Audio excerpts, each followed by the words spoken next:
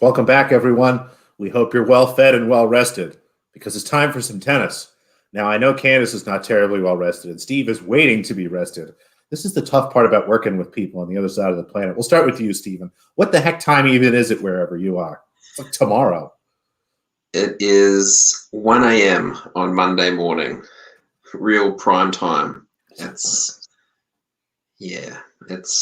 I'm just really going to start the week on the back foot from a sleep perspective, but that's fine because we get to talk about 4 tournaments this week, and there is nothing I would rather be doing at 1 a.m. on a Monday morning.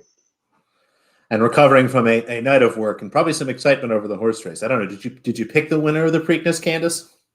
No, but at one point I had a future on him for the Derby at 125 to 1, which is not fun. But yeah, I watched the race. I work nights on weekends, so I went to bed very late last night, and I was up very early this morning to watch the Giro d'Italia in Welsh because that's the only stream I could find. So, it's been a morning. Well, we'll get into it, folks. Just try to give him a break. Candace is just getting into it. We're going to lose probably Steve here if he just falls asleep at some point, which will be bad because then the broadcast will just be forever. It'll just be Candace and I'll quit. You can just watch Steve sleep in his chair until he wakes up and turns it off. But let's try not to do that. Let's get through this so we get these people back to their lives. We're going to start with the men's tournament, and I believe, Steve, you said we were going to start in Lyon.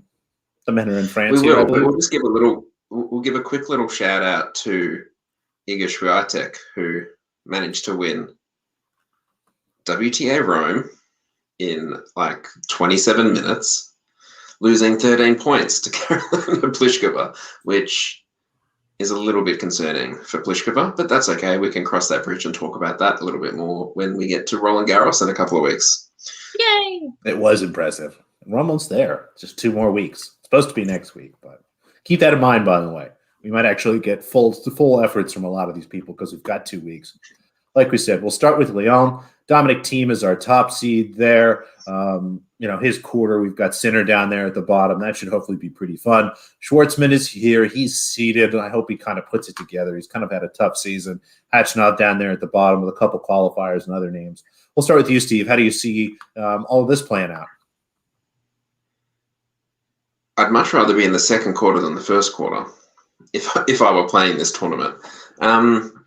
Look, it is going to be largely reliant, I guess, on how Dominic Thiem does turn up and, what kind of condition he's in after, 2 longer tournaments, dropping back to a smaller tournament just before Roland Garros. Eyes immediately dart towards that Karatsev versus Sinner first round, which will probably be one of the more intriguing matches, I think, for the week.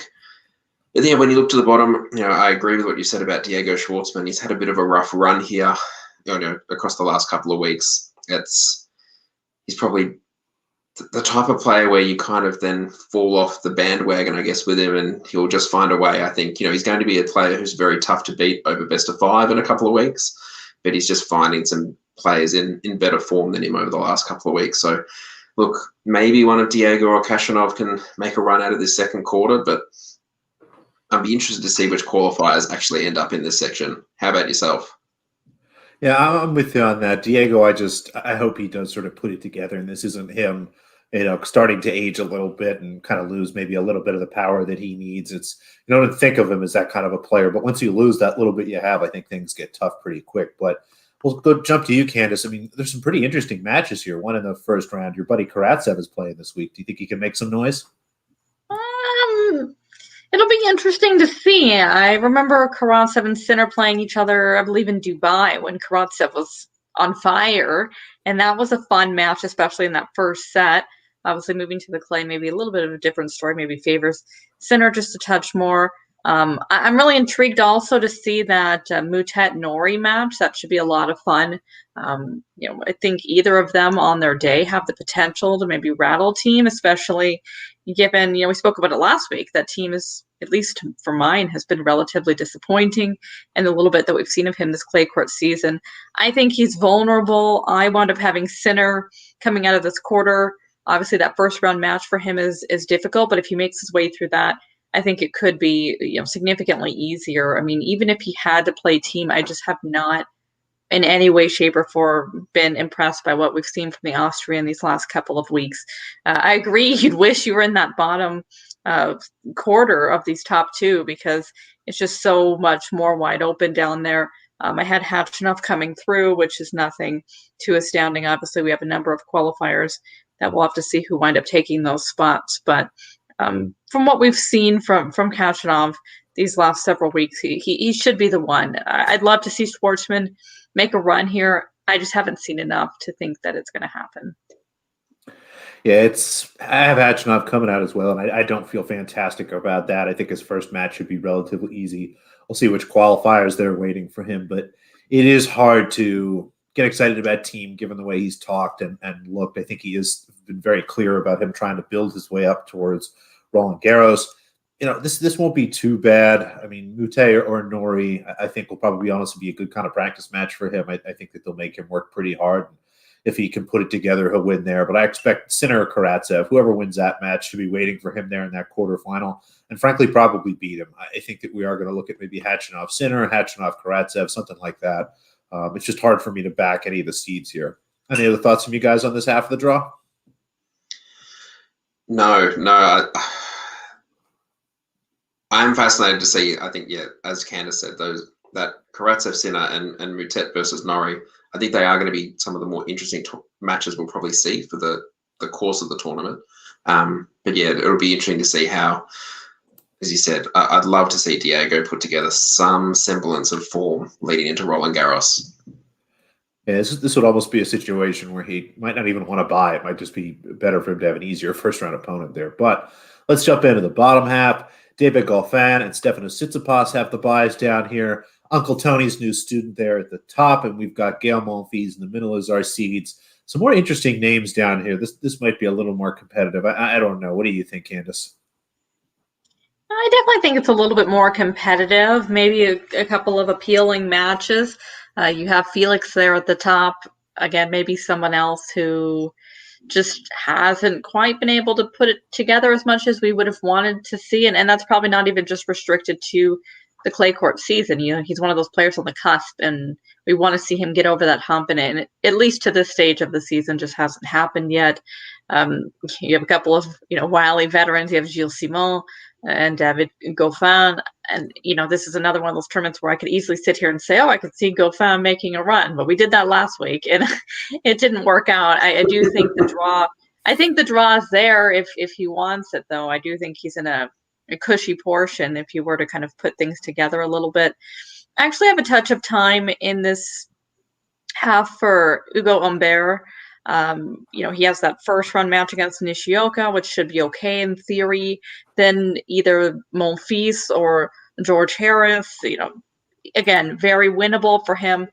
You presume he would then go against Tsitsipas, which is obviously a much, much, much different story. We go back to the end of last year, and he was able to beat him in Paris. Again, different surface, different conditions, but it was a really nice, if you remember, it was a very, very tight match, 3-set match. I think every single set went to a tiebreak, and so that was a pretty impressive victory. Humbert's one of those guys who he hasn't really been stringing together amazing form recently. He's had a lot of early round losses, but he's also had several really difficult matches. Just as far as his draws have been concerned, you go back to Madrid. He was first round against Karatsev. He didn't get the doors blown off of him. He played Sinner first round over in Italy. So, he's had a couple of really, really tough draws, and I don't think he's been, just destroyed in any of those matches. I just think this half, Tsitsipas aside, presents a little bit of a more softer way for him to just kind of ease himself into the tournament. And, as we've spoken about for a number of weeks, I mean, I know he keeps proving us wrong, I suppose, that being Tsitsipas, but he's played a lot of tennis. He's had many, many tournaments where he's had deep runs. Someone like an Humbert could be somebody who could, take advantage of that. Just kind of a grinding type of player who's going to make you work. And that's what Ugo is. So I would look to Humbert as maybe somebody who can make a little bit of a run. And we'll see what happens when he gets to Tsitsipas. But at least it is somebody who he's had a little bit of recent success against. Because when you have a player who's, on fire the way that Tsitsipas has been, to be able to have that, mental confidence of knowing, like, you know what, I beat this guy in a tough match within the last year. That's usually kind of something nice to have in your pocket and can be very helpful going forward.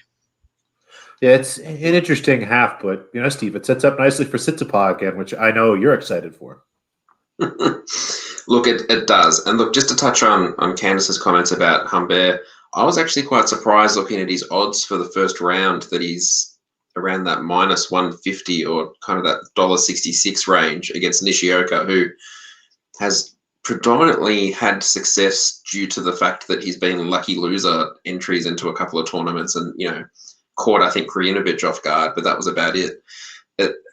He does, I guess, strike a little bit more appeal at home as well in his home country.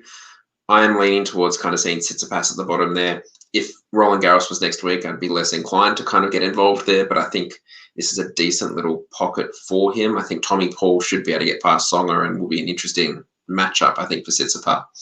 But, when you look at the, Humbert, Nishioka, Harris, I'm not entirely sold on clay. Monfils was cramping, I think, at the end of his match last week against Sonego. And then you look to the top, Goffin and Auger-Aliassime are probably two of the players that have perhaps disappointed the most over the last couple of weeks. So it's hard to make a case for either of them, I think, match to match, but, you can maybe kind of catch them at a longer outright price. The name I kind of gravitated towards here was Sebastian Korda. I think is someone who's kind of a little bit left of centre. Did play pretty well at the French Open here in France last year and, seems to be pretty comfortable on the clay. Again, it's, a tough first match against Herbert, but, it's a winnable little section, I think, if he were to play at a level close to his best. But that first round between Auger-Aliassime and Mazzetti is also, put that in the same basket as, I think, Karatsev and Sinner. I think that has the potential to be a great, great match. I just wonder with Felix whether I feel like everyone, myself included, had really high hopes for him for this year. And it's almost like the Tony Nadal kind of addition has just kind of taken that hype to the next level, and he has just kind of struggled a little bit with it overall. So it'll be interesting to see if he can actually make a run here. But look, if I had to go kind of left of centre, I'd probably go for Korda. But if I had to pick someone, if my life depended on it, I'd probably be leaning towards Tsitsipas.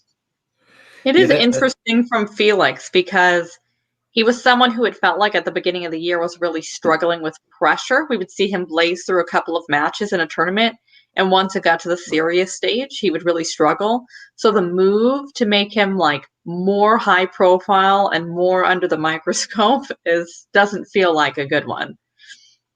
And I think that's the thing when you look at, like, what was it? Was it I think he played, was it the final the week before the Australian Open, and he got absolutely crushed by Dan Evans, I think. And then, it was at the fourth round, he was 2 sets to love up on Karatsev and ultimately looked like he was cruising and everything just kind of fell apart. It's hard to see. It's hard to see adding someone in kind of changing things overly quickly, but I'm interested to see how long this kind of, if things continue on a track of not so positive results, as to whether, how long this partnership, I guess, is going to have kind of a probationary period before they, make a call one way or the other to persist or to part ways. If there was a chance it was going to work, I think this is it. That's the spot you want to be in this draw. I think that top half, the third quarter, you avoid Tsitsipas until, the semifinals. Hopefully some fatigue builds or he gets knocked off there.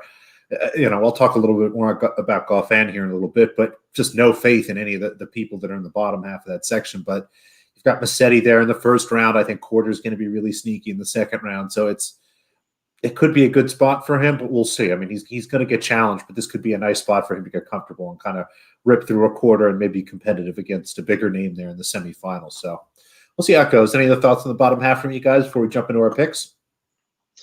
No, I'm happy to jump straight into the picks, and I'll get mine out of the way quickly. Mine is Stefanos Tsitsipas, after just talking about him there for a little bit. Look, it probably will be a difficult, second round match. I'm assuming it's against Tommy Paul, unless Songer has lost 10 years off his age and found form from a decade ago.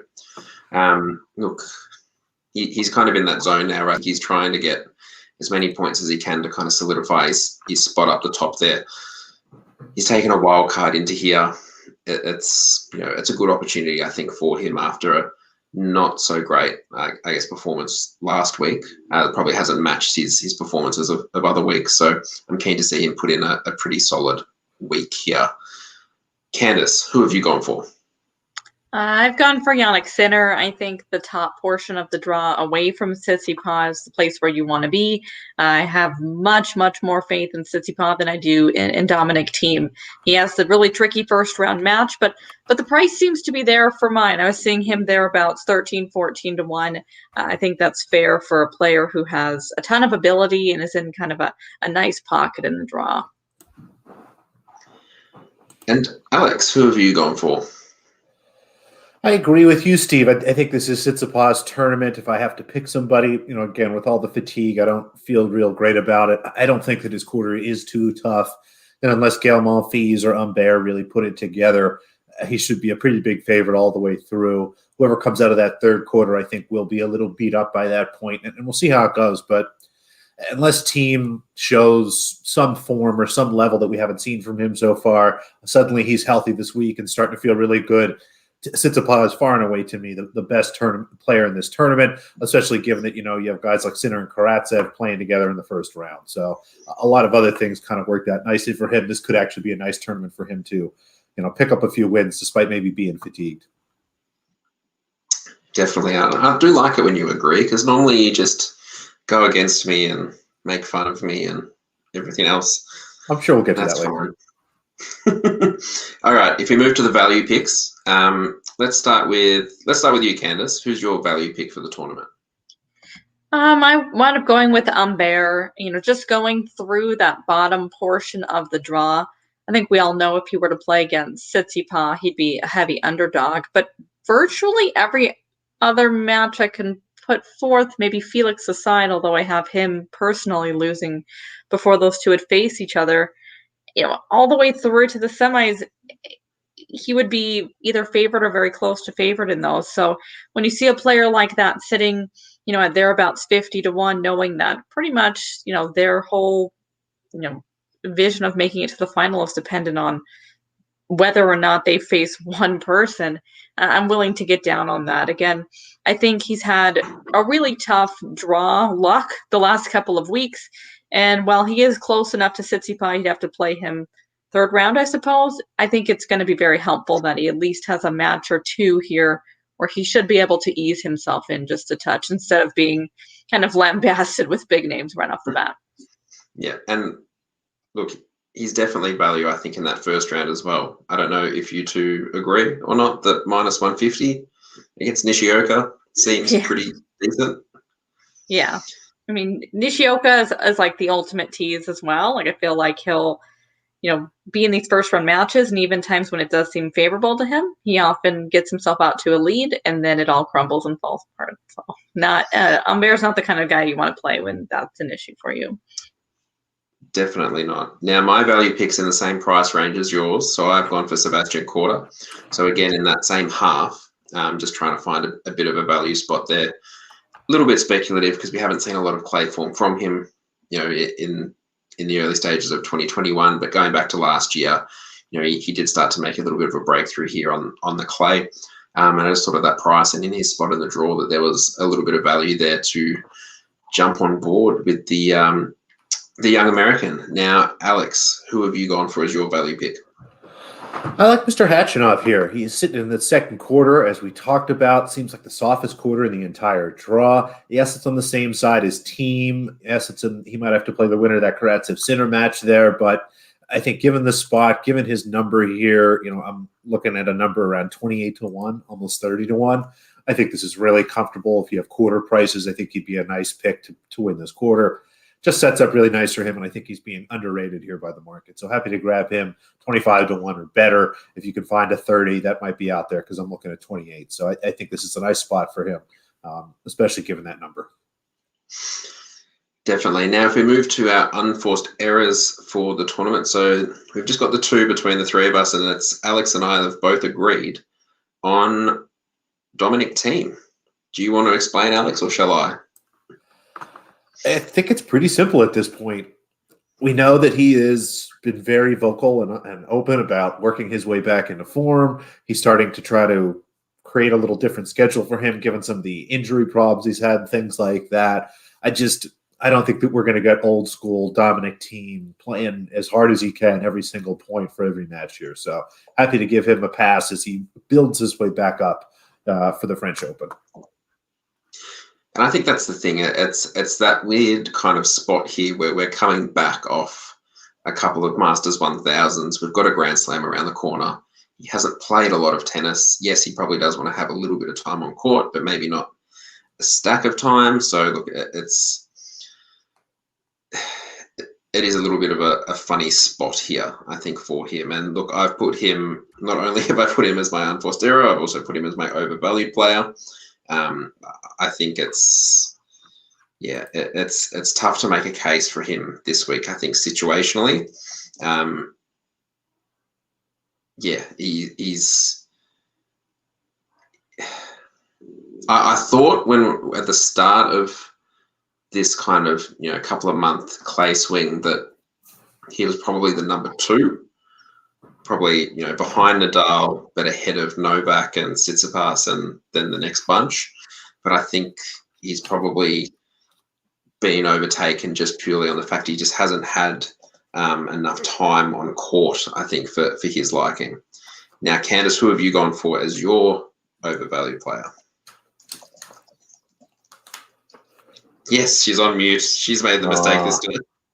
Your rally player is I mean, you didn't need to hear any more from me anyway. It's Dominic Thiem. We've all been talking about him for the last couple of minutes.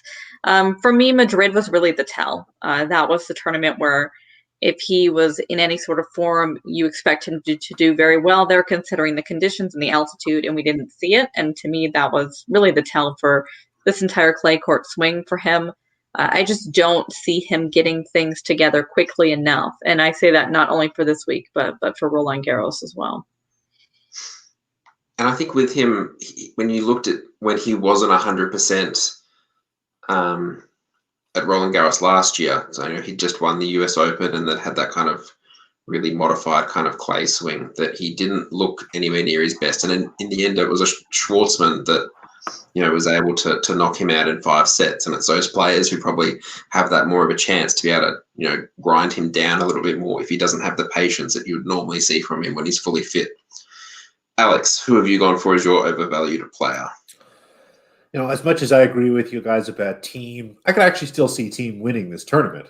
David Goffin is not going to win this tournament. He continues to be priced like he might win tournaments. He's less than 20-1 here. I don't get it. He's got a bye. His second round match is easy.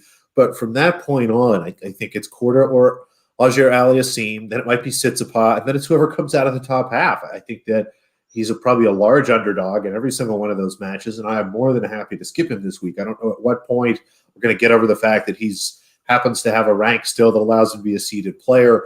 And that, some time ago he was very good and we liked watching him and stuff. But I haven't seen anything from him to change my opinion of that, but the market continues to kind of give him some respect. So, cool. Go for it. Dummy don't, but whatever.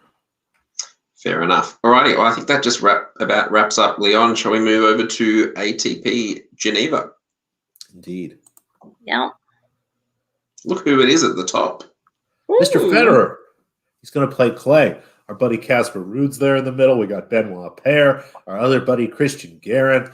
So I think Candice, is it Ruud or Guerin this week? What do we think? Oh, I think we'll get that match, and that's going to be an exceptionally fun match. I wound up going with Guerin. I've spoken about him, I feel like, pretty extensively these last couple of weeks. Feel like we're best friends now. He keeps playing well for me. So I'll keep it simple and say Christian Guerin makes it through, but I would give a lot. I don't know if there's a match in any of the 5 bazillion tournaments we're going to talk about today that I want to see more than Christian Guerin against Casper Ruud. But, it's going to be interesting to see what Federer has. I don't really have any expectations there. I honestly could see like Jordan Thompson taking him out right away. But we'll see what he has to offer to the table. But this is one of those sections where, you have Guerin, you have Ruud, who are both in playing very well and bring a lot to the table. And then you have these real pockets of players who you just have no idea, whether that's Federer or Cilic or, even a guy like Dominic Kepfer, who every other week is like a Jekyll and Hyde. So I'll go with the guys who I know are playing well and love the surface. But for me, it's going to be Guerin out of that matchup. With all due respect to Roger, outside of Guerin and Ruud, this is a pretty messy and kind of ugly half here. What do you say, Steve? I completely agree. Look, as much as it's great that Roger's back, he's really stuffing up his draw in terms of not knowing whether, anything to do with his level or where, he's going to be at and what his motivation is. I mean, he's always said that, I think since he returned or was talking about returning at the start of the year before he played those hardcore tournaments, that everything he is doing is kind of on the path to being somewhere near his best for Wimbledon. So who knows what we'll see from him. I mean, he is playing at home, so he'll want to put in a good performance. But yeah, look, as you said, it's, Guerin, Ruud, even Fucsovics. I think Fucsovics versus Guerin is a trickier first round than probably most here. But it's hard to make a strong case, I think, in my opinion, for anyone here, because you've got so many of the tournament favourites sitting in this top half. I mean, you can probably maybe I'd make a case more for Casper than Guerin, maybe just because of where he is in the draw, and that Guerin or Federer would have to face each other to get to the quarterfinal. But again, it's tricky to confidently back anyone in, I think, here. Yeah, it's the more and more you look at it, I think you're right. Maybe Guerin has a little tougher first round match, obviously, since Casper doesn't have to play a first round match. But overall, I think these are the players that kind of move through. We'll see what Federer does. It's in Geneva. Maybe he'll want to do well here. But it's clay, and it's probably just a warm up match or two for him before he heads to the French Open. Any other thoughts here from you guys on this top half before we jump into the bottom? Let's go and talk about the fun and games that is the second half. Shapovalov, Fognini, Dimitrov, Mannarino, Mr. Opelka's in there. It's a little better than the top half overall, I think, but it's close, Steve. Well, I think it's deeper. There's some names in the middle that aren't bolded that I might be sort of interested in. Maybe there's one that sticks out to you. Not really. No, well, I think the winner of the Montero match could be interesting. We'll see. I feel like Shapovalov has the draw that I wish, like, any outright player that I fancied in any week, like, I wish they had this draw. I think it's far more favourable than most that you'll see here. But look, this third quarter, I think, is quite attackable. Mannarino and Dimitrov are the seeds. Dimitrov has the bye and has been in pretty poor form. Fernando Verdasco is barely at a level to be able to be playing tennis at the moment, which leaves Riley Opelka and wildcards and qualifiers. So, Opelka didn't disgrace himself against Nadal the other day. It's just a matter of whether he wants to back up and play a full week again. But he looks like he might be a pretty difficult out here, I think, in the third quarter. Looking down to the bottom, it's probably more of a mix of talented clay players. Guido Pella hasn't got through a completed match in quite a while. Monteiro, Laszlo, maybe make a case, but look, I wish, and it's probably the case, maybe you make a case of going Fognini in the outright market and don't touch him match to match. I think he's looking at double figures, I think, in his odds there, but, I can't believe that I'm at this point that I'm considering, Riley Opelka for clay ATP outrights. Help! I knew I'd get you to say something. Candace, how do you see this half shaking out? I have a lot of time in this bottom half for Laszlo Djere. I think, Thiago right off the bat. I mean, you always respect Montero a little bit over clay, but I think he should be able to make his way through that. Him versus Fognini could be a lot of fun if Fognini decides he wants to play. But, I think Jair's been quietly playing some pretty decent tennis. And I think this is a good spot for him. Even if he were to play against Shapovalov, I don't really have a ton of confidence in the Canadian on the surface. I'm glad Steve didn't go down that path again. I think he learned his lesson a couple weeks ago. But, just when you see kind of the big names here, whether it's Shapo, whether it's Dimitrov, it's guys who are beatable on the surface. And so I would find myself leaning towards Laszlo Jair. Maybe he's one to take with just specific matches. Like if he were to play Shapovalov, I would take him there. Or if he were to play Dimitrov, I would take him there in situations where he's maybe likely to be a slight underdog, because his outright price is not amazing. He's just a little bit found out for me in the market, but I do think that he is the one to watch here in the bottom. And just touching on Shapovalov, I mean, what was he? He was 6-3, 3-love, and breakpoint for 4-love up on Nadal, and then lost.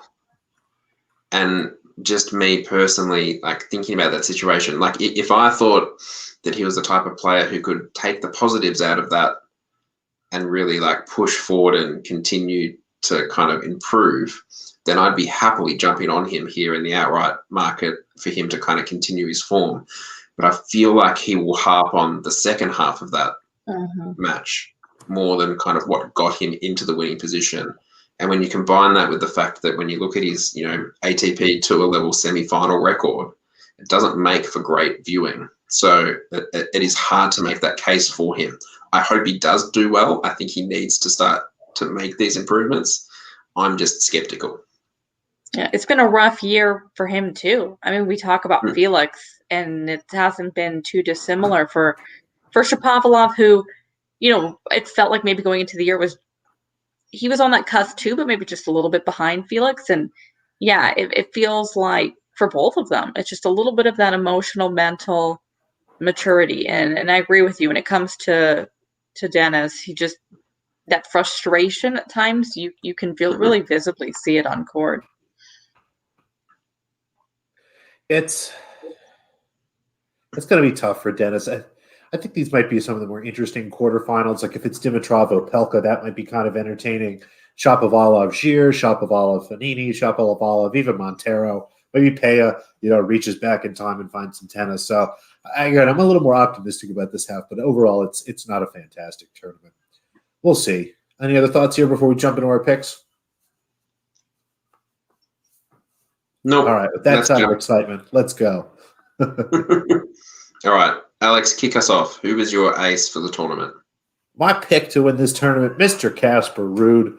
As we talked about, I think he's one of the more talented players. I think of the two guys that we like in the top half, him and Garin. He's got the easier draw. Really like this spot for him, and I think he has everything that it takes to win this tournament. So happy to grab the youngster here, Mr. Ruud. And Candace, you wouldn't have gone for someone in the same section, would you? Never. I'm going to go with Christian Garin. I've loved the way that he's been playing recently. I think at this stage he's just a little bit more forward on the surface than Ruud. It's tight between the two of them, but I went in his direction. He does have that more difficult first round match, but I do think that's reflected in the prices as well. So I'll go with Garin. Sounds good. Now I've gone down a different path to both of you, but it's also a little bit of a cop-out answer. My ace is trade and figure something out in the bottom half. Just stay away from Ruud, stay away from Garin, and stay away from Federer. At least I only put together two names. You put a whole half together. You took a whole half. Jesus. There is a reason for that. I will jump straight into my value pick. The reason I've done this is because I couldn't bring myself to have Riley Opelka as my ace for a clay court tournament. So instead, he is my value pick. I caught you. I knew I would. And I don't know what to say. I think that, I said that third quarter seems attackable. I think, if he was to get on a little bit of a run here, I think, from a serve standpoint, he could handle himself, I think, against anyone out of that fourth quarter. I'd rather, if you got a good price, I think for third quarter winner, I think it's probably a better plan of attack, but I think this is probably a decent spot for him. Candice, how about you? Who have you gone for as your value? For my value pick, I have stuck with my ace with Christian Guerin. The reason behind that is, well, when we just went through the tournament, I had Guerin going through the top and I had Ger going through the bottom. And as I mentioned before, I just think Laszlo's price is a little bit found out. When I was looking, I was seeing him kind of around that 15-1 mark, whereas Guerin is sitting around 7.5 or so. And to me, the discrepancy in the odds between the two of them is just too small from what I've seen from them thus far this year. And I think that the discrepancy between Guerin and Ruud and what I'm seeing in places is far too large. So I went with Guerin. It's a little bit boring, but I do think he offers a touch of value. Fair enough. And Alex, who have you gone for? I agree with Candice. I think that Guerin is a nice price here. I think that there's a lot of respect here for Mr. Federer, as there should be. He's a big name, and he's going to take money. If you're a bookmaker, you don't really have to price him correctly. And I think as a result of that, we're getting some value on Guerin here. I'm looking at him 8-1-ish, right in that range, 8.5-1, almost 9, probably some places to win the tournament, whereas, Federer's 4.5-1. That's a little out of whack to me. So I think there's definitely some value on Guerin here, who I think could easily come out of that quarter and offer Ruud a very competitive match. So happy to back him at the numbers that I'm seeing. That sounds more than reasonable. And look to my unforced error, and it's a consensus unforced error. I don't know if anyone wants to add to kind of quick dot points from me, which is Roger Federer. It's, as I said, his target is Wimbledon. Yes, he's playing here. You'd probably argue he's only playing here because it's in Geneva. We haven't seen him play a lot on clay over the last couple of years. There's just a lot, I think, going on. And I think when you look at Guerin and you look at Ruud, and there's a couple of really competent clay quarters there, I think he is going to be tested, and it's really hard to confidently jump in at, was it 4.5-1? I think you mentioned, Alex. Yeah. Yeah, I don't. And he covered it. It's what do we really expect him to play tennis? I mean, I'm sure he'll play tennis, but not the Roger Federer we used to see him. By definition, he will play tennis. And look, he's my overvalued player as well. So look, it is hard to make a case. I'm not saying that he won't win. I just don't think his odds justify his lack of tennis as a whole, but also tennis on clay. Candice, who have you gone for as your overvalued player? I've gone with Shapovalov. It's not even so much for the specific number. I think he's floating around just over 5s. But it's his positioning of favoritism. So you have Ruud as favored, Federer obviously taking money in there as well, second choice, and then Shapovalov, which to me, I don't really understand that. You look to guys who are longer odds than him, whether that's Guerin, whether that's Fognini, whether that's Ger, whether that's Opelka. I mean, there's a number of players here who are longer odds than him who, to my eye, have a better chance of winning the tournament than him. I understand why he is protected, because we have seen him have strong moments, I suppose we'd say, during the clay court season, but his inability to put things together makes for 5s to be, a third choice in here is pretty wretched. I really, really struggle to see him to break through in this spot. He seems to be, maybe this is an unfair comparison, but if I'm going to go Australian for Steve, he seems to be in that kind of Adam Scott territory prior to him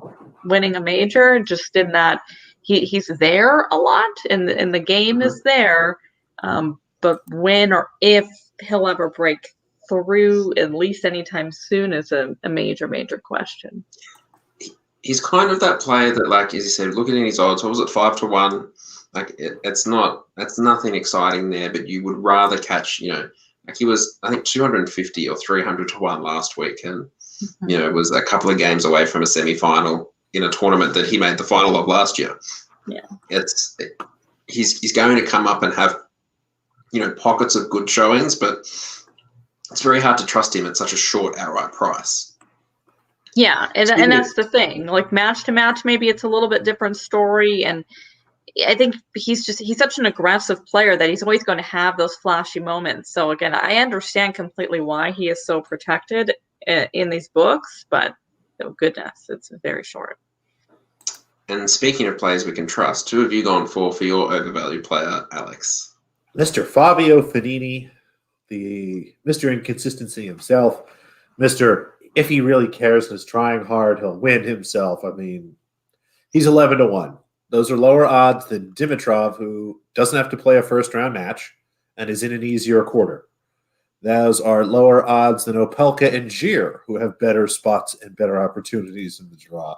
As I start to go down the list, I'm just flabbergasted that he's 11-1. Happy to pass on that. If you want to bet Fabio Fognini at 11-1, DM me. I'll give you 12. Heck, That's a big call. If you ask. I mean, I agree with it. It's just a crazy. I'd rather have Fabio Fognini at 11-1 than Shapovalov at 5. Yeah. Yeah, probably agree Alex, with that. like no. Just no. No, I'll go for a walk. I'll do something That's else. right. I'd rather read a book. Oh, which book? I don't know. They all have too many words. I know. Can someone take over? I'm just trying to DM some guy called Noops on Twitter who's trying to give out 15-1 on Fognini. That's fine. I'll take it. We can just do that in the private chat here. That's okay. I think is that it? Did we get them all? We did. Yeah. That's enough. That's enough men's tennis. It's boring. That is the end of the ATP, and now we go right into your wheelhouse, Alex. Together. That's right. Women's tennis, my favorite. And it was interesting. We were actually talking in one of the chats. I don't know if you guys agree with this. The men's French Open might be more up in the air than the women's French Open after what we've seen the last couple of weeks. It's the first time that's happened maybe in, 20 years? Yeah. But we'll see. We've got some build-up here. We'll start in Belgrade. Anastasia Pavlyuchenkova is the 1 seed. We've got Rebecca Peterson down there as the 7 seed. Badosa, Mladenovic, some more kind of interesting names here. Again, these aren't fantastic fields, and I know that I do prefer the women's game, but this does overall seem like a more competitive draw than maybe the last two. What say you, Candace? Yeah, it's a really competitive kind of top portion of this draw. I think part of that is because we have Pavlyuchenkova there right off the top, who is not somebody that I think is terribly terrifying in this draw. So it leaves things to be a little bit wide open. I'll be interested to see what Leylah Fernandez can do here right off the bat. The form is not necessarily there, but the path is there if she's able to take advantage of any of that. I wound up being very boring. I think this is a beautiful draw for Badosa, who I think is maybe just wrapping up against Petko here at the moment. But she seems like she's going to skate through that. And I just don't see any match here potentially for her all the way through to the semifinal. That seems to be terribly wrought with danger. So I'll go with Badosa. Nothing terribly exciting on that front for me. I like Badosa too. The quarter sets up really nicely for her. Fernandez, like you said, I think could be competitive here. It's not the easiest draw, but a lot of times it's not necessarily the worst thing for someone to have a tough first, maybe and second round match as they warm up to win a tournament. Steve, how do you see this half shaken out? Yeah, look, I agree with Candace there. I think Badosa really stands out as someone who, I am glad that at the time of us talking about this, that she's actually wrapped up that first round match with Petkovic. Because I was talking before we came on live that the last time I confidently talked up someone live on a podcast was, and I'll give a little shout out to Alex from Cracked Rackets, who had me on during the US Open last year. And we recorded during the third set of Tsitsipas versus Coric. And I went on this massive spiel for about 5 minutes about how Tsitsipas was going to be, really difficult to beat at the US Open. And by the time we'd wrapped up and it had been edited and he'd put it up, Coric had come back and won, and Tsitsipas was already out of the tournament. So I'm glad that Badosa has won today, so I can talk a little more confidently about her. I think this is a great spot for her when you look at her form around other top players on both the red clay and the green clay. She's certainly rounding into form after, her run was halted, I guess you could say, in Melbourne with everything that happened down here for her. I think that's probably, the name that stands out to me. Pavlyuchenkova was injured or, pulled out last week from her match with Muguruza, so it's hard to know what level she's at. She's had some ongoing knee issues, I think it is. And around that, there's a lot of players who can, maybe make a run with some decent performances. That Stojanovic Pedersen match, first up could bring someone who can make a little bit of a run. But if I had to pick someone, I'd be heavily weighted towards Badosa, I think, in this half. I muted myself. Anyway, I think I agree with you guys. This is a really nice spot for Badosa. The first quarter will be interesting. I mean, I could see Mladenovic coming out of that quarter. It's kind of wild, that section, but we'll see. Badosa has the clearest pass, so I think that's the name that you trust the most here. It'll be fun to watch that Stojanovic-Peterson match. I think the winner of that might maybe be a little tougher in the quarterfinal, but it sets up nicely for Badosa here. Any other thoughts for you guys on the top half of this draw? Nope. Let's go down to the bottom half then, where we've got Danka Kovinic, Julia Putintseva, Nadia Podoroska, Shuai Zhang still getting seeds. I guess her rank is covered enough for things like this to happen. A lot of qualifiers down here in the bottom, which makes things a little murky, but I didn't see any names that stuck out that should be too competitive. Steve, what do you think of the bottom half? I got really excited when I saw Kaya Yuvan was in this draw, and then I was less excited when she drew Putintseva in the first round. Look, it's going to be probably quite a wide open half here. I think when you look at it, there's no way really around that. Kovinic played pretty well on the green clay, but that hasn't really translated over for her to the red clay as much. Sasnovich we haven't seen a lot of recently. Zhang, it's hard to make a case on clay. Podoroska's probably the form player, I think, out of this half. If you had to go back over the last kind of, since probably the tour resumed late last year on clay, I think she's probably the best name here, I think, overall. That Putintseva Yuvan could, whoever wins that's probably going to be a difficult quarterfinal match, I think, for Podoroska if you were to make it. Someone that kind of caught my eye was maybe, Olga Danilovic. I think she's, she comes in as a wild card. Hasn't played a lot of tennis, but, again, kind of streaky, playing at home as the wild card. Might be able to make a little bit of a run here considering it's weak qualifiers and Zhang in those first two rounds. And then, it's either Kovinic, Sasnovich or qualifiers, to get out of the quarter. So not the worst draw. And, it's a little bit longer odds, but she is someone that kind of stood out to me from a name standpoint. It's not a super confident push, though, from me. Yeah, that makes sense. How about you, Candice? I mean, again, it's pretty wide open here, and I did look at the list of qualifiers. We do have Osorio Serrano here. We're outside of Bogota, where she generally plays her best, but this is clay. She could be competitive with some of these names. I wonder if Wang Jiyu could, translate a little bit of her hardcourt game to clay, but she's kind of had a tough year, and I don't know if Kanju has enough kind of left in the tank for something like this. But, Candice, how do you see this shaking out?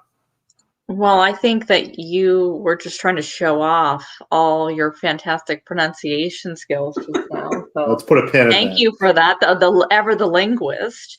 It was tricky because I think I found myself forcing a little bit in this half because there are those pockets where you can see players doing well. I personally had Podoroska winning several matches, but I fear that some of that is just me wanting her to do that, if that makes sense. It just, you always know that she has the ability and has the game and the path is there. I always worry about the consistency. I think a lot of us, we have kind of those cliff players, and she often is one for me. So I just say it with that caveat. I ultimately have Kovinovic making it through this portion of the draw. She's a player who, again, I think is sort of been kind of quietly under the radar despite playing some exceptional tennis at moments during the portion of the season. So I look for her to make it through. I don't think that her path is incredibly difficult. Maybe Danilovic is going to be the most tricky one for her to make it through to the final itself. But I'll lean in her direction, just trust her a little bit more. And I think she's been a touch more consistent, even if this isn't maybe necessarily her best surface. So I'm going to go with is it Montenegrin? I don't know if it is, but I'm going to think it is. I think that's what that is. Serbia, Montenegro, but I can't remember if they're different. I don't know. That area changes quite a bit. When I was a kid, I know they're separate now. They're separate now. I don't know if it actually is Montenegrin. I could be making that up. It might be. It's not Macedonia. No, it's probably Montenegro. I'm- Anyway, I'm just having flashbacks to you asking me about all those trophies when the tour was in Melbourne and the historical significance to them all. So by all means, do go on. Yarra Valley. I assume it's some sort of Yarra. yogurt brand. Phillip Island. I think this is Podoroska. It's the only thing that sticks out to me is the winner of that Yvonne Putintseva match. I think Yvonne advances there. I actually played her in that first round match. I think as a small underdog. Putintseva has really struggled, especially with players like Yvonne, who've got the power to kind of hit around her and just generally be able to hit winners when she's going to be relying on a lot of her movement here. Again, some of the qualifiers, we'll see where the place could be kind of interesting. The third quarter, I just don't know enough about Kavinic and maybe even Danilovic too. She's been pretty good on clay. She's in her home country. I don't know if that helps her necessarily or not. The third quarter is a bit of a wild card to me, but Podoroska sticks out. I think that she is probably the best clay player here, maybe besides Yvonne, but again, has that tougher first round match. So I think it is Podoroska for me. Any other thoughts, guys, before we jump into our picks? No, I reckon we then. Jump straight in. Do you want to lead us off, Alex? Sure. I did go with Miss Nadia Podoroska here to win the tournament. I think that she is in tremendous form. I really like her draw here. Again, outside of probably having to play Yvonne, I think that'll be tough, but she can get around that. And, being in the bottom half, she avoids Badosa as long as she can. She avoids that tricky first quarter, that whole little group there. Again, the third quarter could be a little bit of a wild card, but I do think it is the softest quarter. So you want someone coming out fourth. I just think this sets up really nice for her. Badosa's path might be a little bit easier, but I like Podoroska's actually better as I start to dig into it. So give me Nadia here to lift the trophy. That is fine. You can have Nadia. Candice, who have you gone for? I found it very difficult to kind of land on somebody in this tournament, so I wound up being very boring, and I went with Badosa.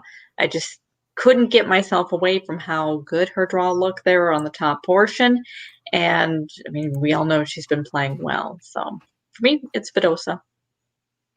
I also went boring, but I feel like I can do that because I picked up Helka in a men's tournament. It does seem like a pretty nice draw for her, so looking for her to take advantage this week. Value-wise, I kind of touched on mine a little bit earlier. I've gone for Olga Danilovic as the wild card. Just given that draw position, I think it's an interesting spot here. I think it's, she may lose in the first round to a qualifier, but it's again one of those ones I probably won't get involved with her match to match, but you can maybe just put her, to win the quarter or to win the tournament and just kind of, try your luck and see what happens because she is streaky and does have potential on the surface. But again, it's not a super confident play here. It's more based on the draw as such. And I probably would have taken most players, I think, were they to have ended up in this section in that spot. So that's who I have gone for here. Candice, who have you gone for? You play? We're Pardon? losing now. I've been up all night. That's okay. Who's your value pick? My pick is going to be Kavinovic. Again, I think she's quietly been playing some very nice tennis. I don't think that the bottom portion of the draw is terribly overwhelming. You have a couple players who can go on runs, someone like a Podoroska, who I know Alex likes. But I'm going to go with her on the bottom end. I really considered putting her for the overall victory, just didn't quite have as much confidence in her from a whole tournament perspective as Badosa. So I'll take her for the value play. Perfect. And Alex, who have you gone for? Miss Fernandez there in the top again. I know that she doesn't have the easiest start to the draw, but these are the types of tournaments she's going to start to win if she, gets back on kind of that curve that we were talking about earlier in the year when she lifted the title in one of the smaller events in Mexico, I think. But just working her way back towards this. I actually like that she's got Herzog there. I think that's the kind of player that gets you into form almost. You almost have to, really, there in that first match. And she's got Pavlyuchenkova, who's the top seed, I think is maybe a little overstated here. I think this draw ends up being pretty manageable if she can get to her third match. So like her at some of the prices I'm seeing. Perfect. Sounds good. Now, Candice, you didn't have an unforced error here, did you, for this particular tournament? No. No, and look, I'll get mine out of the way because mine is not the interesting unforced error of this tournament. Mine is Anastasia Pavlyuchenkova. She obviously pulled out last week, has been a bit hit and miss lately. An injury, I guess, is kind of a concern for her. So I just kind of steering clear here. Now, Alex, who is your unforced error for this tournament? It's hard to say for a couple of reasons. Number one, I don't know who's actually in this spot. Depending on where you look, Anastasia Pavlyuchenkova is playing one of these two women, either Teodoria Radosavljevic or Lola Radivojevic. Radivojevic. Anyway, got close there. I tried. I practiced a bunch of times before I got on. So not only are those two names a mouthful on their own, I don't know which one of them is playing. Either we have Radosavljevic, who hasn't played since 2015, I think is a student at the University of Virginia. Good for her. And then Radivojevic, I don't see anything about her. It's hard to find. I searched some pictures. Let me just go back and check. When I Googled her name, I'm not even sure pictures of a tennis player came up. No, there she is. But again, it's someone that looks like maybe a very young player. It's hard to say. You look at one website, it's one. You look at another website, it's the other. Good luck to the both of them. But since I can't figure out who it is, and when I look at both of the possible names, one hasn't played, again, WTA tennis, even at the ITF level since 2015. The other one hasn't done very well, even at the low levels. So there's our unforced error this week, either Teodora or Lola. Literally, I think Steve tweeted out from the Eat Sleep Tennis account, like, 4 tournaments. We're going to get started soon. And we didn't start for like an hour. This is why. This is why. We spent at least 15 minutes trying to figure out which one was playing, if either one of them were actually real people. Tennis is great. We're still not sure. And also, she's playing whoever it is, when I refer to it, I'm still not sure which one, is playing Pavlyuchenkova, who may not even be fit. So it's maybe they're both going to play against her. We really don't know. And well done, WTA, for not making it clear. Oh, dear. Overvalued player. I've gone for Yulia Putintseva. I've given her enough chances. She's disappointed me a bit. I'm going to leave it at that. I think it's a tough first round against Yuvan in the same quarter as Podoroska. I'm happy to kind of work around her. She took some tablets, I think, against Coco Gauff. Didn't look great, but also probably should have won that match, and Gauff then went on and made the semi-finals. It's hard to make a strong case for her, I think, looking at her current odds. Do you agree with me on that one, Alex? I do, and it's what I touched on a little bit earlier. She's starting to cement herself in that same kind of spectrum as Dasha Kasatkina and Alina Svitolina. Very smart, hardworking players, but at some point they just run into somebody that has more physical gifts than them, someone that is going to be able to hit winners that they really can't do anything about.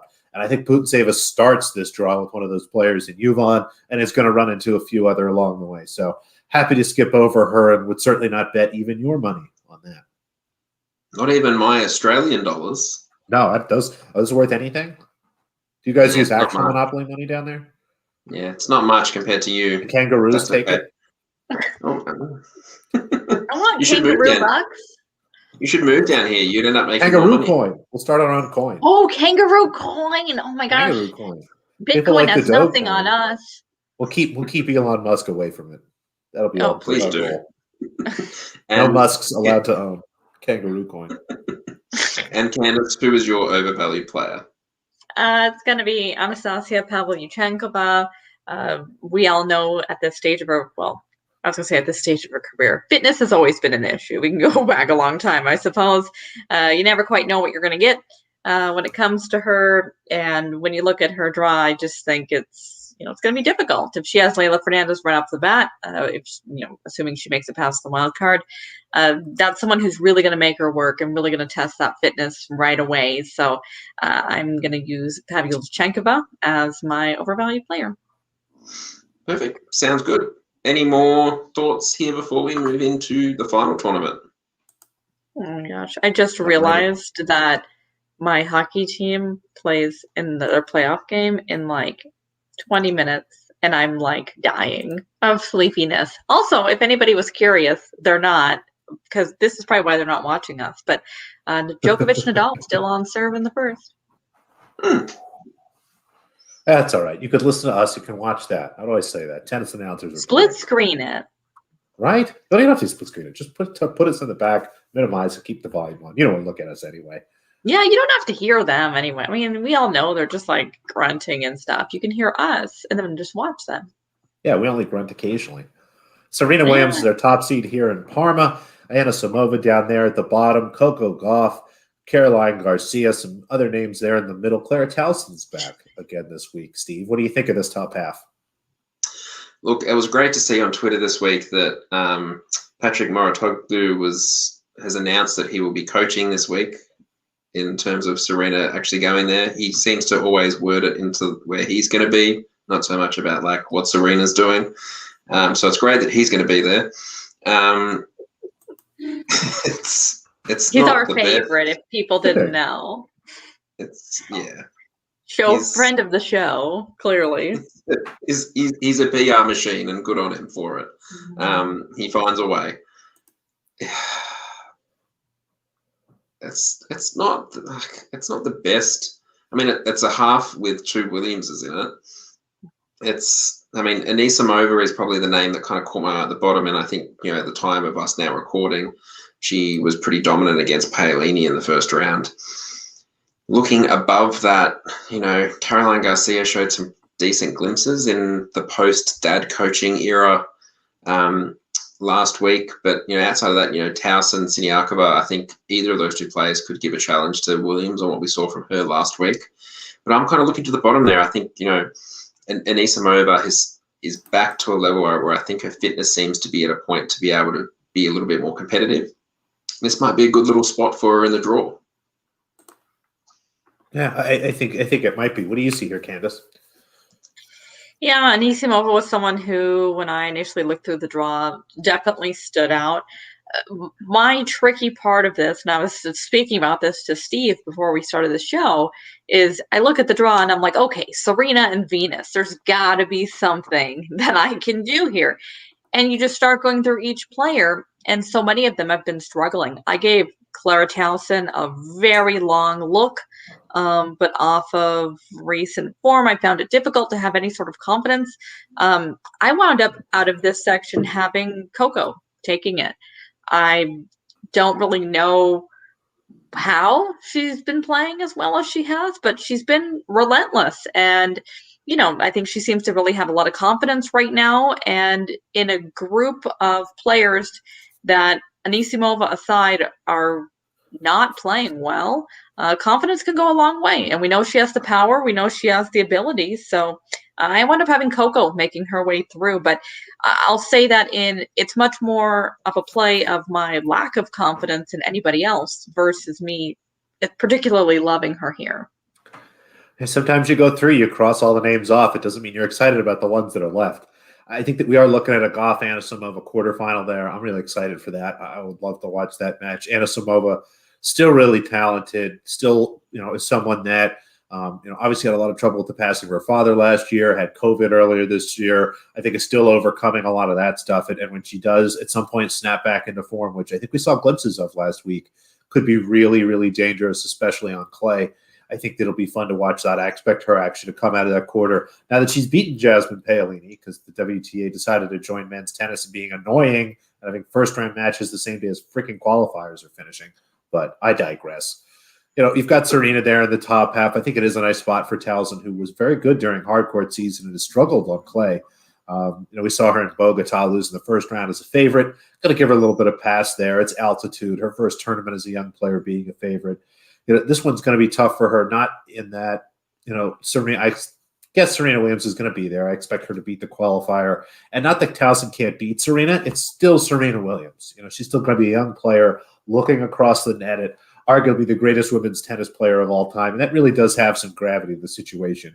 You see players, kind of build up and have big matches against Serena and then, falter a little bit the next match. And maybe Caroline Garcia's there. Maybe it's Golubic. Maybe it's Roos. One of those players, might get a chance to knock her off after, that big victory over Serena.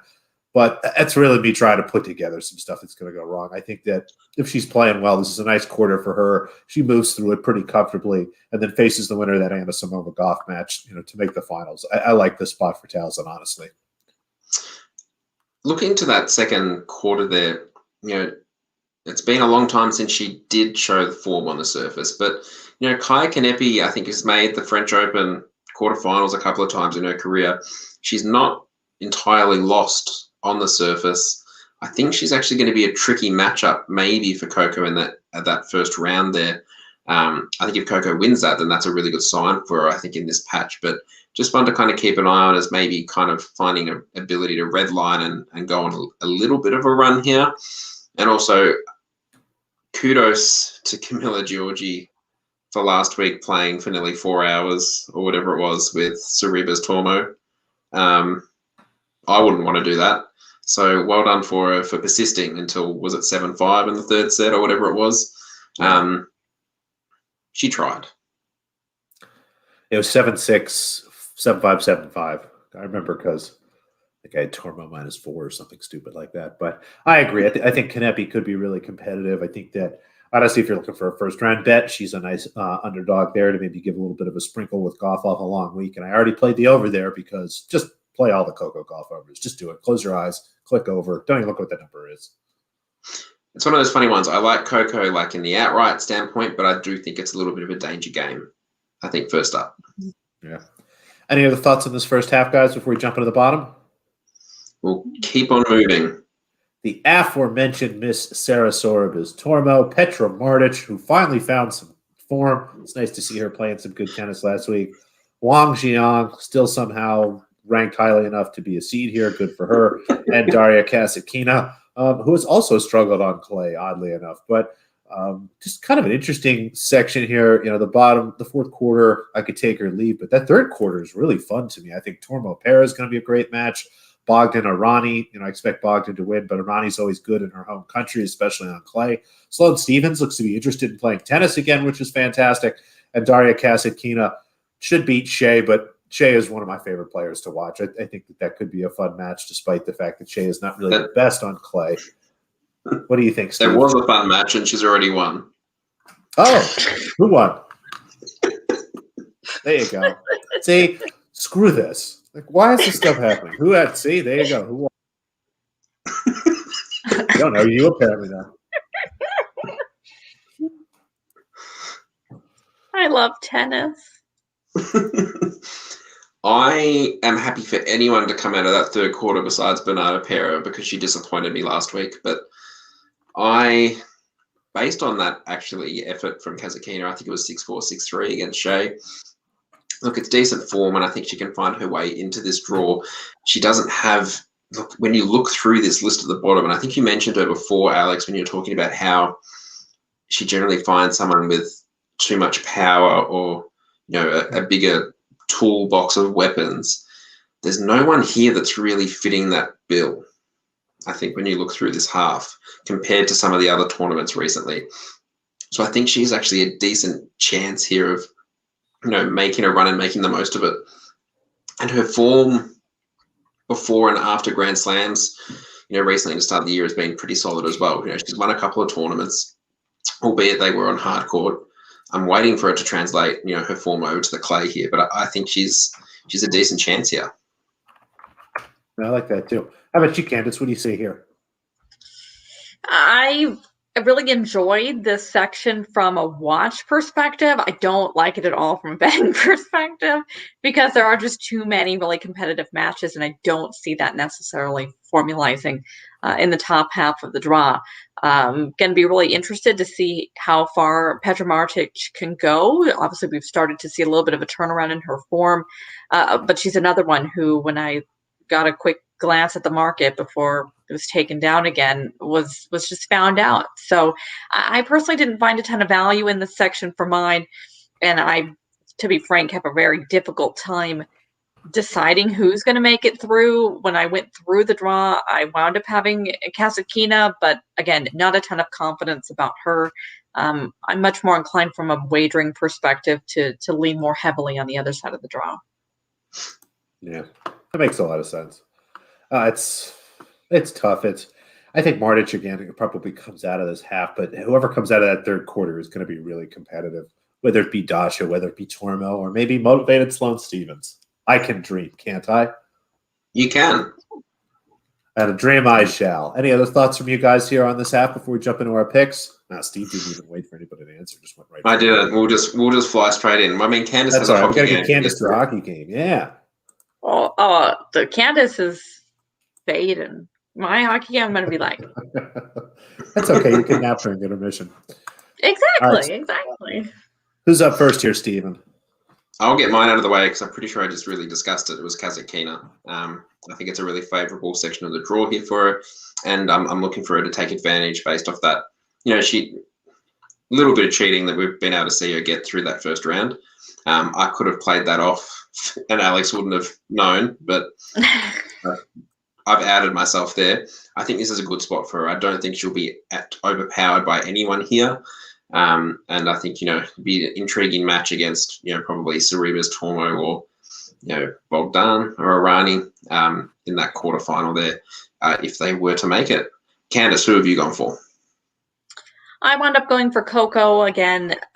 In this whole tournament, to be frank, there aren't many players that I have a ton of confidence for. When I saw that top portion of the draw with Venus and Serena, I was much more inclined to pick somebody over there. So I wound up going with Coco.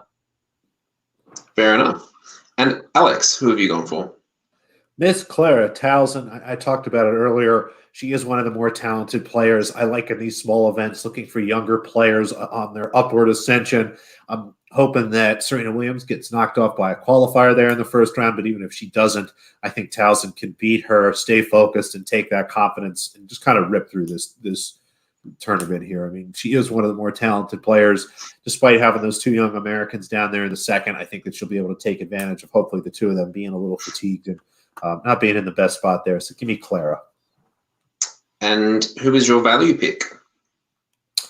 My value pick in Parma, and again, this one was a little tough because, to be perfectly honest, we didn't get too many great odds, but it's Clara again. I think that I expect her. She was in double digits, I believe, when I saw it last at one of the sites before they pulled it down since they played first-round matches this morning. Annoying. But Towson, to me, at double digits or better is going to be just a nice number here. She's got to get past Serena. Maybe you look at her going match to match. That's fine too. Once outrights open up again, I think that she will definitely be a name that I have selected and wagered upon. The odds are good, but they're not as good as that week that we had Vinny on, and we had to delay the start so Vinny could jump on the. So we could get on the price mistake. Yeah. And must be nice. Hello, Vinny, if you are listening, and please come back on soon. Candace, who was your value pick? You wouldn't have doubled up as well, would you? You can tell that we only had odds for like 2 minutes because I did the same thing. I just made Coco my value pick and assumed her odds must be pretty decent. So, Coco. Cool. And I've gone for Amanda Anisimova. Little bit, again, she's off to a strong start. I don't think, she has struggled with injury through that US hard court green clay kind of patch. And I think she's now starting to kind of find her feet a little bit more. So look, it's a good price here. And I just hope you can kind of catch her as an outright now and that she's not going to end up with a couple of kind of quarterfinals and semifinals to kind of bottom out her price in these outright markets. I think she will have success at some point. It's just a matter of when. Mm-hmm. On the unforced error side of things, so Alex and I both have an unforced error. Do you want to touch on why we've both gone for Serena Williams? I think it's pretty simple. You can take a lot of the stuff that we said about Roger Federer, swap out his name for Serena Williams, and just run it back. She is not terribly interested in playing clay. Since 2019, I was going through, I think she's played 3 clay matches, one of which she quit before it even started. At this point in her career, I don't think she's very interested in putting the kind of effort and the kind of strain on her body that comes with playing clay tennis. I think she will show up and be at a couple of these tournaments and exit them quickly. So happy to give her a pass on this and several clay tournaments for the rest of her career. And I feel like, and I touched on this last week in one of my written previews, that even if she came out and absolutely demolished the qualifier in the first round, I think I just wake up or be prepared every day to see her withdraw. It just doesn't feel like she's going to come and play a full week. No, I'd be surprised. On the same topic, Candace, who's your overvalued player? My overvalued player is Serena. for a lot of the reasons you guys said, and because we didn't have odds. But I just assume she's like the favorite because that's how these things go. And I've done the exact same thing. Thank you, odds, for not being up. Alex, finish us off. Who is your overvalued player? Well, it's not a show unless Candace and I completely disagree on something. So I'll go with Coco Gauff here. I think she's going to be fatigued. I think that this is absolutely a tough quarter. I think she has one of the tougher spots in this draw here. Kanepi, as Steve touched on, I think is going to be much more difficult in the first round. I expect Mikhail to be there in the second round, willing to make her work. And at that point, she's going to be fatigued running into Samova. Then I hope Towson. It just ends up kind of building up to being, I think, a little tougher tournament than probably what the markets are going to be thinking here. She tends to be overvalued every week in the outrights. I mean, we used to laugh and make jokes. Last year, she was like 10th to 15th favorite to win all the Grand Slams, which is just absurd. And, again, I don't know exactly what her price is here, but I think this draw is tough. I think that she's probably getting a little too much credit off her first real clay success at the WTA level. And I'm happy to give her a pass this week from a value perspective. Fair enough. And that wraps up our coverage of 4 tournaments. There aren't many weeks like this, are there? There used to be, Make a but show. we're getting back to them. We'll see. There's supposed to be a third WTA tournament, but we got lucky and they postponed Rabat. So Candace can go watch her hockey game because she's a Penguins fan. I'm pretty sure you're not an Islanders fan.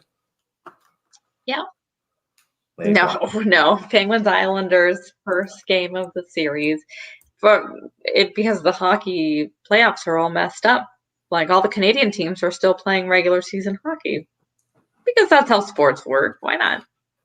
Whatever. Go Tampa Bay Lightning. I have a lot of those. You know what? That's kind of like starting the first round of the tournament on like a Saturday or a Sunday. All right, you got that. You got me there. Now I'm pissed. All right. Candace, you go and enjoy the hockey. Alex, you're probably off to enjoy the last day of the NBA season. Oh, no, I'm not even going to watch any of that. Don't watch NBA today. Go outside, spend some time with your family. Nothing, not one single thing happening in the NBA today is worth watching or paying any attention to. But if you want, go ahead and take the Rockets money line. I forget who they're playing, but the team they're playing is trying real hard to lose. And you get the Rockets at almost 3-1. So go ahead, sprinkle that, but go outside, play with your kids, play with your significant others, do some work in the yard, maybe some real work since it's Monday wherever Steve is. You go and do that. It's 2:20 in the morning, so I might go and do the sleep part of Eat Sleep Tennis. And we will be back, well, probably in a week and a bit, I guess, for Roland Garros. Hey. I need to get my head around how to crop 128 player draws into the presentations, but that's all right. We can sort that one out. Thank you to everyone who's tuned in live or is listening back on any of the podcast platforms. Make sure you give us a like, subscribe, rating, whatever it's called on your particular platform. Make sure you do subscribe to the YouTube channel as well, the Eat Sleep Tennis Show. That's where all our episodes will live. And yeah, any last thoughts from either of the two of you? No. Except Nadal just broke 6-5 first set. Well, I'm on Novak from an outright, so that's probably par for the course. Oh yeah, it was all Steve. But it looks like this first set. So what is it? He's serving at 6-5. It's gone for an hour 7, which is about double the time the women's final went for. So at least they're getting their money's worth in Rome. Yes. Anyway, thanks again, everyone, for tuning in, and we will be back in just over a week for